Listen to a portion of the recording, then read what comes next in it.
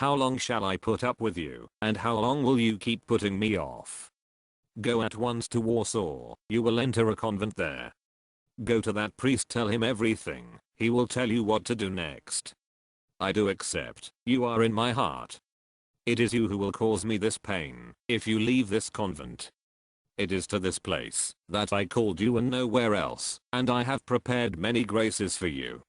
My mercy does not want this, but justice demands it. You are my joy, you are my heart's delight.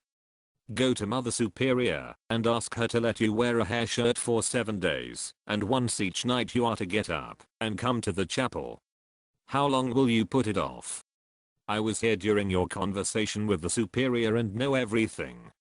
I don't demand mortification from you, but obedience. By obedience you give great glory to me and gain merit for yourself. My love deceives no one. Who God is in his essence, no one will fathom, neither the mind of angels nor man.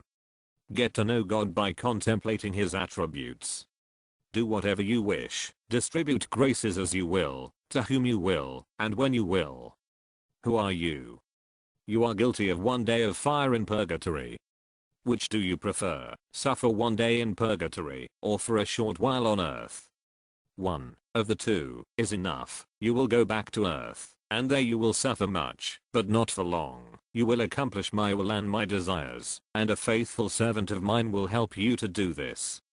Now rest your head on my bosom, on my heart, and draw from it strength and power for these sufferings, because you will find neither relief, nor help nor comfort anywhere else. Know that you will have much to suffer, but don't let this frighten you. I'm with you. My child, unite yourself closely to me during the sacrifice and offer my blood and my wounds to my Father in expiation for the sins of that city. Repeat this without interruption throughout the entire Holy Mass. Do this for 7 days. For your sake I bless the entire country. I give you eternal love, that your purity may be untarnished, and as a sign that you will never be subject to temptation against purity. Go ahead, but I'm taking your heart. Go to Mother Superior and tell her that you came back, not in order to reach home before dark, but because I had taken your heart. Go to Mother Superior and tell her that those 2 sisters are in danger of committing a mortal sin. I'm going to leave this house, because there are things here which displease me.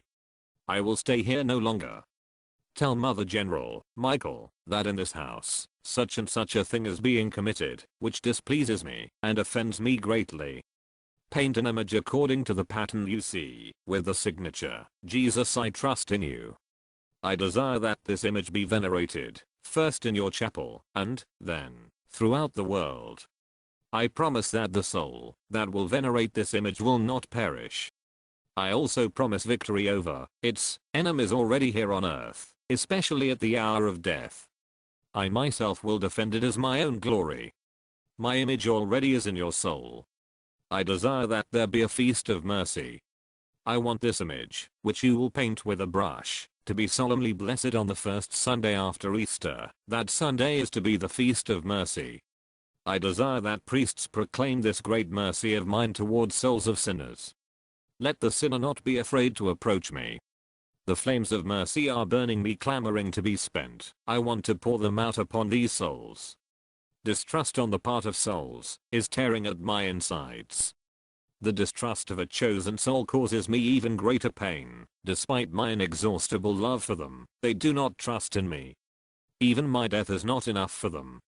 Woe to the soul that abuses these gifts. I will make this all clear to the Superior by means of the graces, which I will grant through this image. This is the visible help for you on earth. He will help you carry out my will on earth. Make a novena for your country. This novena will consist of the recitation of the Litany of the Saints. Ask your confessor for permission. I want you to stay home. This trip will be harmful to your soul. From today on you will do this easily. I shall strengthen you. You are not living for yourself but for souls, and other souls will profit from your sufferings. Your prolonged suffering will give them the light and strength to accept my will.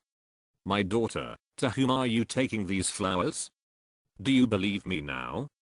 I'm always in your heart. Write this, before I come as the just judge, I'm coming first as the King of mercy. Before the day of justice arrives, there will be given to people a sign in the heavens of this sort. All light in the heavens will be extinguished, and there will be great darkness over the whole earth. Then the sign of the cross will be seen in the sky, and from the openings where the hands and the feet of the Savior were nailed, will come forth great lights which will light up the earth for a period of time. This will take place shortly before the last day. Write down at once what you hear. I'm the Lord in my essence, and am immune to orders or needs. If I call creatures into being, that is the abyss of my mercy. Write that by day, and by night my gaze is fixed upon him, and I permit these adversities, in order to increase his merit. I do not reward for good results, but for the patience and hardship undergone for my sake. It is my will, that he should remain here, and that he should not take the initiative of dispensing himself. I desire that this image be displayed in public on the first Sunday after Easter. That Sunday is the Feast of Mercy.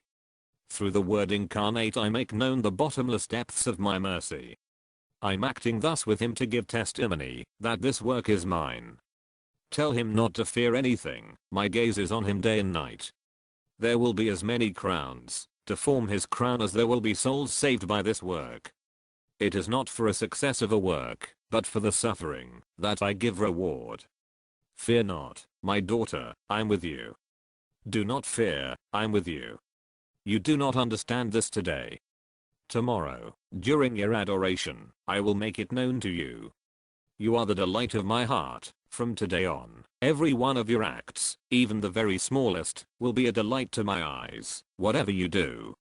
In order that you may be assured that it is I who am demanding all these things of you, I will give you such profound peace that, even if you wanted to feel troubled and frightened, it would not be in your power to do so today, but love will flood your soul to the point of self-oblivion.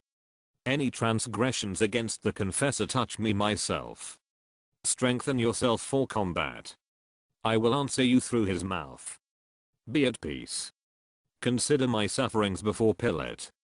My daughter, do not be afraid of sufferings, I'm with you. My daughter, your sufferings will not last much longer. Know that if you neglect the matter of the painting of the image and the whole work of mercy, you will have to answer for a multitude of souls on the day of judgment.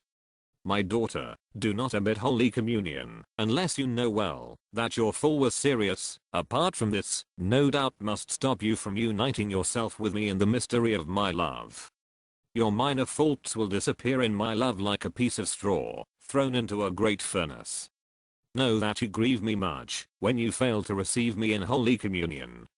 My daughter, consider these words, and being in agony, he prayed more earnestly. All this I created for you, my spouse, and know that all this beauty is nothing compared to what I have prepared for you in eternity. I desire to rest in your hands, not only in your heart. My child, you are my delight, you are the comfort of my heart. I grant you as many graces as you can hold. As often as you want to make me happy, speak to the world about my great and unfathomable mercy. At this very moment the superiors are deciding which sisters are going to take perpetual vows. Not all of them will be granted this grace, but this is their own fault. He who does not take advantage of small graces will not receive great ones. But to you, my child, this grace is being given. My daughter, I desire that your heart be formed after the model of my merciful heart. You must be completely imbued with my mercy. My daughter, I'm preparing many graces for you, which you will receive during this retreat which you will begin tomorrow. Get ready for it, because you will begin the retreat tomorrow. And as for your departure, I will arrange that with the superiors. You shall strive to maintain a profound peace in respect to your communing with me. I will remove all doubts in this regard. I know that you are at peace now, as I speak to you, but the moment I stop talking you will start looking for doubts. But I want you to know that I will affirm your soul to such a degree that, even if you wanted to be troubled, it will not be within your power. And as a proof that it is I who am speaking to you, you will go to confession on the second day of the retreat to the priest, who is preaching the retreat. You will go to him as soon as he has finished his conference, and will present to him all your doubts concerning me. I will answer you through his lips, and then your fears will end. During this retreat, observe such strict silence that it will be as though nothing exists around you. You shall speak only to me, and to your confessor. You will ask your superiors only for penances. My daughter, look at my merciful heart. My daughter, speak to priests about this inconceivable mercy of mine. The flames of mercy are burning me, clamoring to be spent. I want to keep pouring them upon souls. Souls just don't want to believe in my goodness. My daughter, all your miseries have been consumed in the flame of my love, like a twig thrown into a roaring fire. By humbling yourself in this way, you draw upon yourself, and upon other souls an entire sea of mercy. I desire that you accompany me when I go to the sick. I am, and I keep company with you as a child, to teach you humility and simplicity.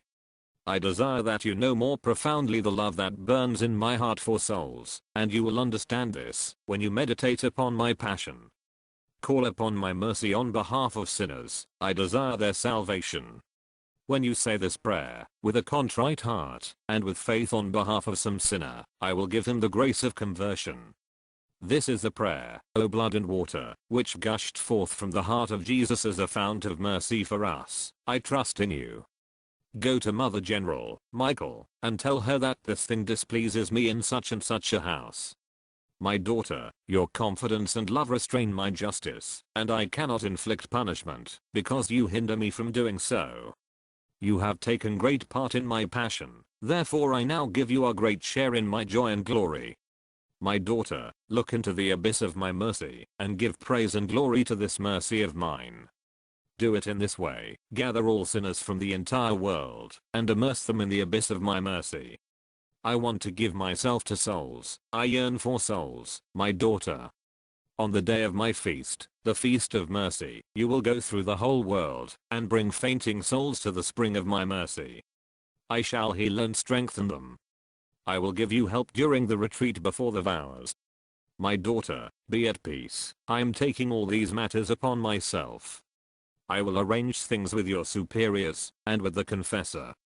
Speak to Father, endures with the same simplicity and confidence with which you speak to me. My daughter, let nothing frighten or disconcert you.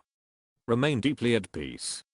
Everything is in my hands. I will give you to understand everything through Father and rests. Be like a child towards him. During this retreat, I myself will direct your soul. I want to confirm you in peace and love. My daughter, imagine that you are the sovereign of all the world, and have the power to dispose of all things according to your good pleasure. You have the power to do all the good you want, and suddenly a little child knocks on your door, all trembling and in tears, and, trusting in your kindness, asks for a piece of bread, lest he die of starvation. What would you do for this child? Answer me, my daughter.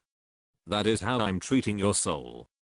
In this retreat I'm giving you, not only peace, but also such a disposition of soul that, even if you wanted to experience uneasiness you could not do so. My love has taken possession of your soul, and I want you to be confirmed in it. Bring your ear close to my heart, forget everything else, and meditate upon my wondrous mercy. My love will give you the strength and courage you need in these matters. My daughter, tell him everything, and reveal your soul to him as you do before me. Do not fear anything. It is to keep you in peace.